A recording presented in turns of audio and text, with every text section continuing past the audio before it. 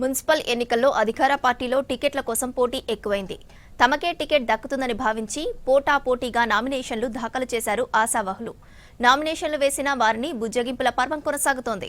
నయానో భయానో ఒప్పించి విత్డ్రా చేయించేందుకు సర్వశక్తులు ఒడ్డుతున్నారు. కొందరు అభ్యర్థులు మాత్రం అధినేతలు కోరినా సస్యమిరా అంటుండడంతో నేతలు సైతం తలపట్టుకుంటున్నారు. తనకు టికెట్ వస్తే సరే, లేదంటే తాము రెబల్ అభ్యర్థిగా బరిలో ఉంటామని తెగేసి చెబుతున్నారు.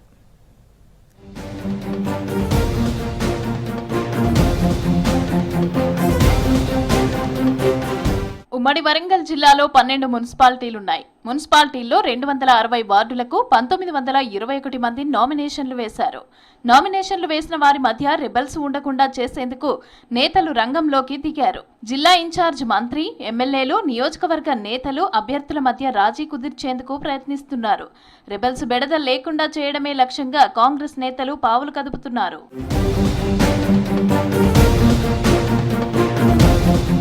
హనుమకొండ జిల్లా పరకాల మున్సిపాలిటీలోని 22 వార్డులున్నాయి. ఈ మున్సిపాలిటీలో 174 మంది 215 నామినేషన్లు దాఖలు చేశారు. 2 నామినేషన్లను ఎన్నికల అధికారులు తిరస్కరించారు. 174 మందికి సంబంధించి నామినేషన్లను ఆమోదించారు. మహబూబాబాద్ మున్సిపాలిటీలో 230 నామినేషన్లు, మరిపెడలో 139, డోర్నకల్లో 146, కేసముద్రంలో 123, తొర్రూరులో 144 నామినేషన్లు దాఖలు చేశారు. నర్సంపేట మున్సిపాలిటీలో 30 వార్డులకు 234 నామినేషన్లు, వర్ధన్నపేటలో 12 వార్డులకు 89 మంది నామినేషన్లు వేశారు. ములుగు మున్సిపాలిటీలోని 20 వార్డులకు 176 మంది నామినేషన్లు దాఖలు చేయగా, భూపాలపల్లి మున్సిపాలిటీలో 30 వార్డులకు 230 నామినేషన్లు దాఖలయ్యాయి. జనగామ మున్సిపాలిటీలోని 30 వార్డులకు 186 మంది అభ్యర్థులు నామినేషన్లు దాఖలు చేయగా, స్టేషన్ గన్పూర్ మున్సిపాలిటీలోని 18 వార్డులకు 114 నామినేషన్లు వేశారు.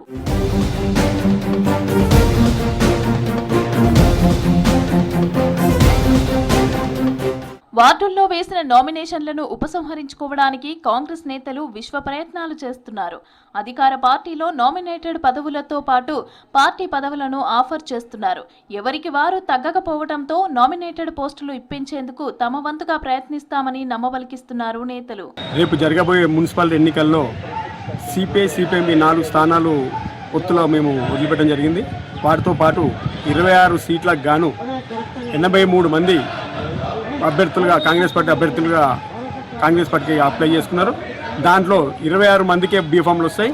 ఆ 26 మందికి మేము కాంగ్రెస్ పార్టీలో ఉన్న అన్ని విభేదాలు పక్కన పెట్టి కాంగ్రెస్ పార్టీని గెలిపించుకొని జిల్లా అధ్యక్షుడు ధనవంతి గారి ఆధ్వర్యంలో కాంగ్రెస్ పార్టీ జెండా మున్సిపాలిటీలో ఎగరేస్తామని తెలియజేస్తూ, మున్సిపాలిటీ ఎన్నికల్లో పోటీ చేయడానికి ఎవరికి వారు ఆశావాహులు నామినేషన్లు వేయటంతో స్థానికంగా ఉన్న ఎమ్మెల్యే, మంత్రులకు తలనొప్పిగా మారింది.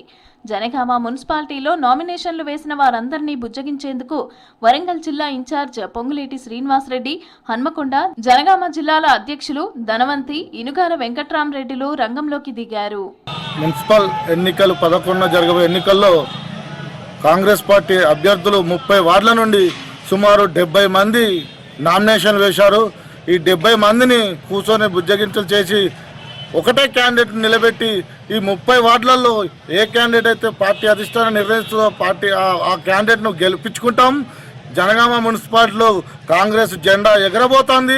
ములుగు మున్సిపాలిటీగా ఏర్పడిన తర్వాత మొదటిసారిగా మంత్రిగా ప్రాతినిధ్యం వహిస్తున్న సీతక్క నియోజకవర్గంలో ఒక్క మున్సిపాలిటీలో 20 వార్డులకు పోటీగా 176 మంది ఆశావాహులు పోటీ చేసేందుకు నామినేషన్లు దాఖలు చేశారు. సీతక్క అనుమతి కోసం అభ్యర్థులు నానా పాటలు పడుతున్నారు.